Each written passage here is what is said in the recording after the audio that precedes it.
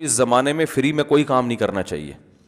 جب کسی کو ذمہ دار بنایا جائے نا تو اس کی کچھ تنخواہ بھی رکھ دینی چاہیے کہ بھئی ساتھی آپ کو اس مینجمنٹ کے یہ پیسے دیں گے.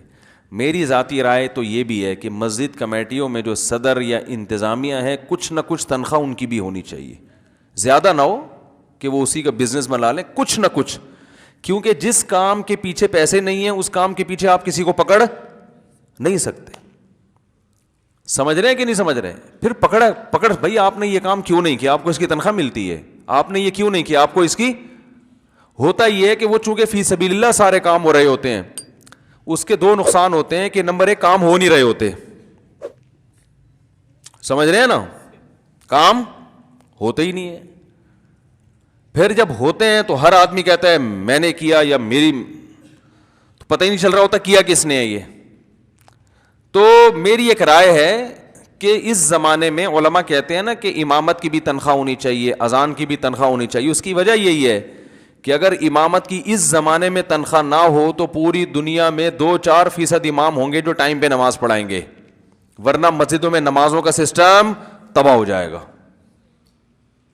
برباد ہو جائے گا, کیونکہ وہ تقویٰ اب لوگوں میں ختم ہو گیا. ہر امام کہے گا آج مجھے کام ہے, اور پیچھے کوئی بھی نہیں ہوگا نماز پڑھانے والا, نہ اس کا کوئی نائب ہوگا نہ وہ خود ہوگا.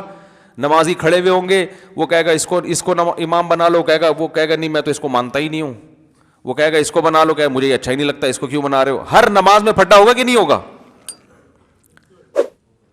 صحابہ کے دور میں اماموں کی تنخواہیں نہیں ہوتی تھی, تقویٰ تھا, للہیت تھی. اس زمانے میں نہیں ہو سکتا یہ. بہت کم لوگ ہیں جن میں یہ تقویٰ للہیت ہے, لیکن ممکن نہیں ہے. تو علماء نے اسلام کو تباہ ہونے سے بچانے کے لیے فتویٰ دیا کہ بھئی قاری کو بھی تنخواہ لینی چاہیے جو بچوں کو قرآن پڑھا رہا ہے, تاکہ وہ اپنے آپ کو دوسرے کاموں سے بھی فارغ کر سکے, گھر بھی چلا سکے. امام کو بھی تنخواہ لینی چاہیے, مؤذن کو بھی تنخواہ لینی چاہیے.